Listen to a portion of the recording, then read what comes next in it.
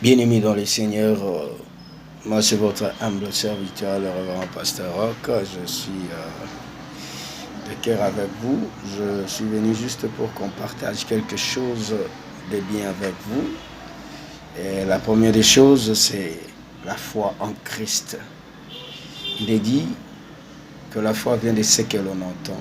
Et ce que l'on entend, c'est la parole de Dieu. Qu'est-ce que la parole de Dieu fait dans la vie de quelqu'un? La parole de Dieu appelle à l'existence ce qui n'avait jamais existé. Voilà pourquoi nous sommes en train de rappeler juste aux chrétiens que nous n'avons jamais été dans l'éternité. Et il n'y a personne qui a été dans l'éternité. Nous avons été créés.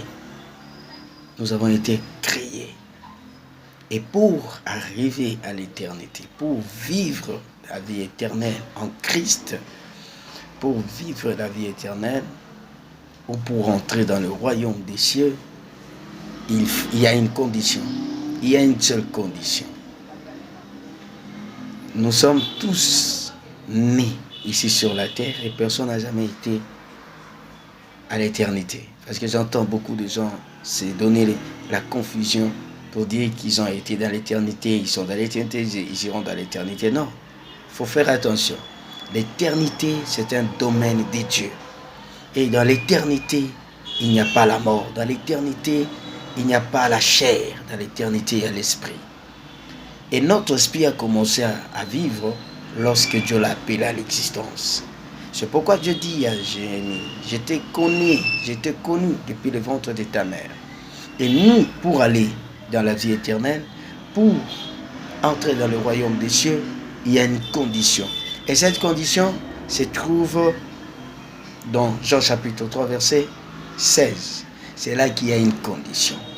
Pour devenir quelqu'un de l'éternité, tu dois croire au Seigneur Jésus-Christ, le recevoir dans ta vie comme ton seul Seigneur et Sauveur. Voilà pourquoi il est dit, Dieu a tant aimé le monde. Il ne veut pas perdre le monde.